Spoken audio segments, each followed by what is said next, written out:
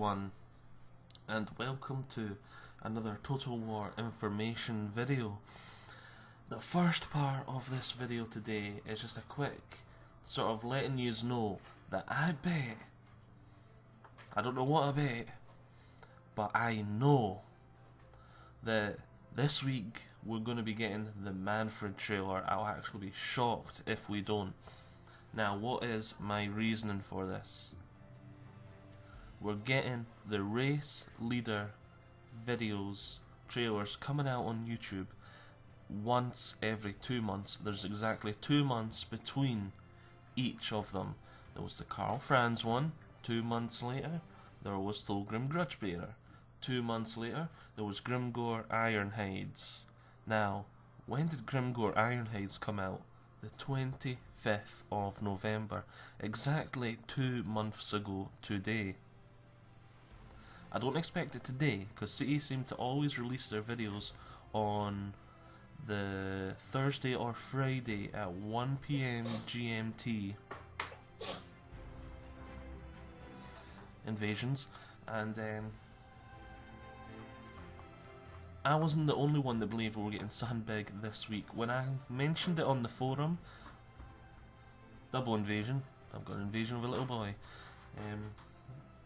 someone else said they expected something big was coming this week, and his reasoning was, I can't remember who this person was on the forum, so sorry I'm not crediting you, but it was someone on the forum, and his reasoning was they always get rid of a lot of their sticky threads just before they release something big in the community about a week before, and apparently some of the sticky threads have disappeared, all the older ones.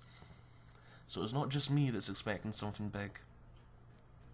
So I was actually quite pleasantly surprised that some other people were expecting something big too. Now on to the other thing I want to talk about in this video.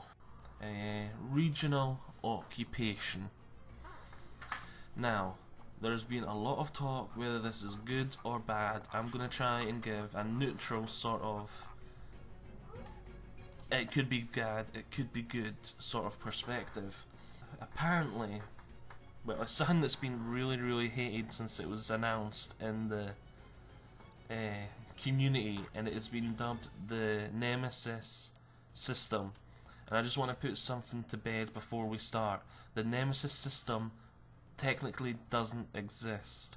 It's worse than, it was just like a worse version of this regional occupation, and it stated that it was basically you could only take over your arch nemesis provinces and cities, which was a misconception when it was first released by many, and especially with the naming of what they called it, the Nemesis.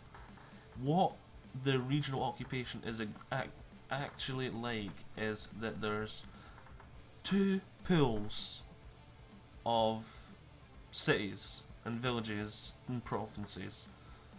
Well, 2 pools of provinces, really. One that are mountains, and one that is the sort of human lands. The orcs and goblins, well, the greenskins and the dwarfs obviously can capture the mountain ones, and the humans, Bretonnians and vampire counts can capture the human ones. And understandably at first a lot of people were outraged by this, and I was more, I wonder why they're doing this. It's a pretty big sort of move. There's got to be some sort of reasoning behind it. And the original reason also got people in an uproar because they said it was a lure reason, which debatably can make sense and can't make sense, because there's examples of the lure of that Nefertia, I can't remember her name off the top of my head, Nefertia or something, the vampire count that was in a dwarven hold.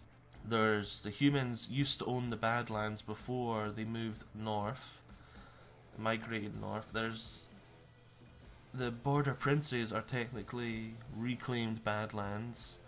There's tons of examples that lure that doesn't make sense that way.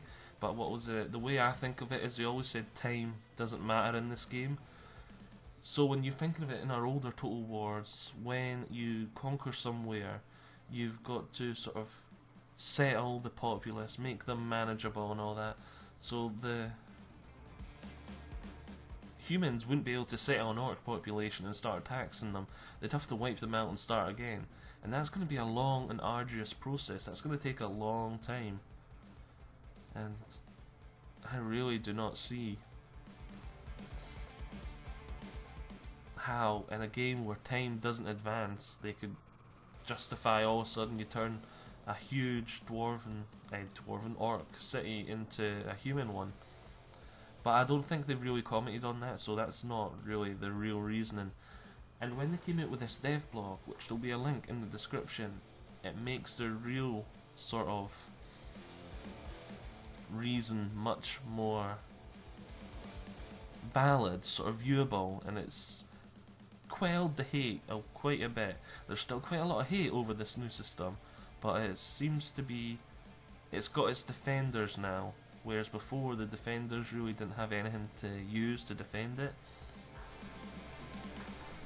What looks good about it is, instead of you always just going, I'm just painting my map this colour, this area's a problem, just paint it my colour, there's no real strategy to it. Whereas, well, let's take a look at the picture of Owl's campaign, 300 turns in, and this is what I find really interesting.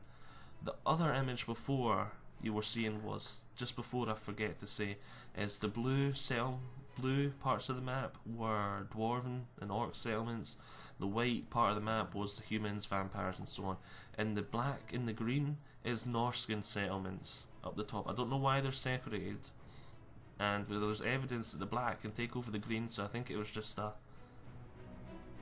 for some reason the two Norscan factions or something, and they're just there. I don't know why. I don't know what it represents. But back to Owl's campaign, 300 turns in. He's playing as the vampire counts. And the thing I find really interesting is, it's 300 turns in, he's met his short-term goals, and I don't know, they said he's almost reached his long-term goals or something like that. I can't remember, I haven't read the blog in a couple of days. But look how little land he actually owns. He owns that one little territory up in the north that he's using to, where he's got Manfred to try and stop the chaos rampaging through and getting to his lands. He's using it like a choke point, like Blackfire Pass or the Hot Gates at Thermopylae. And look how much little land he actually owns, and he's met his victory conditions. And he's talked about how he's sent raiding parties over here, he's had to deal with this faction that way, and the game doesn't seem like it's all about painting the map, your colour anymore. It's a lot more strategy orientated. Like, does it benefit me from, instead of, yes, it benefits me from conquering there because I make more money from it, unless I'm drastically increasing my sort of borders and I've got too much to defend with too little resources. It was always a good idea to conquer somewhere in the old Total Wars, apart from the borders, as I said. Whereas now it seems to be much more strategic, and it's like, yes, do I want this land or not?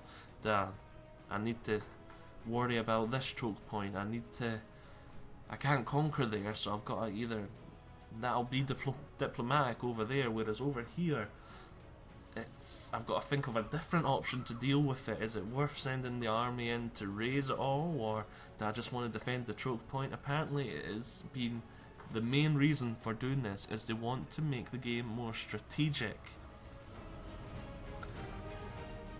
And so with that in mind, now I know the reason, because remember right back when I started talking about this, I said there's got to be something other that CA's not told us yet, and that's what it is.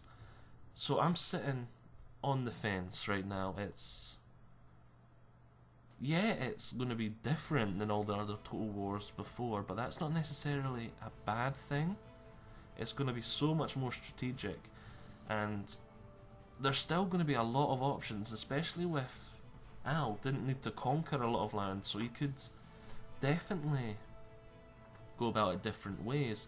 And they did say that they're planning to review the system and work out something depending on logically what they think should happen with the upcoming expansions. So we don't know if it's going to be staying around or it's going to evolve over time, which CA made it sound like they're planning to evolve it, but it's all subject to change. They're still mainly concentrating on the first standalone game, never mind the expansions.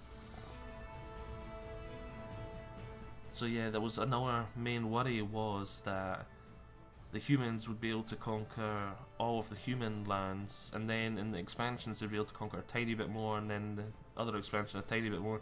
It was the expansions were not going to really bring anything to the table for the Empire campaigns. That was the worry before, but CE says they are planning to address that. So yeah, I really sitting on the fence. Apparently, according to CA, all their beta testers, well, most of their beta testers were dead set against it, thought it was horrible. But then after playing it, they realise all the benefits that it brings to the table and actually love it. So I don't know, I'm sitting on the fence, because obviously we all like to conquer the map, but I do know about halfway through a campaign when you just get to that point where you're steamrolling and there's nothing really, you just keep steamrolling. It's all about how fast you can settle the populace, keep that public order happy, and it's all about how fast you can do that. So the game just loses all strategic sort of meaning. This could be a way they're trying to combat that. And at the end of the day, I think it's good that you try and stay neutral about this, because, as I said, I've not played it, you've not played it, we don't know how this is going to work. Yeah, so I hope everyone's enjoyed this. See you all next time, which for this is going to be later on this week, I'm betting. Manfred, remember. See you all then.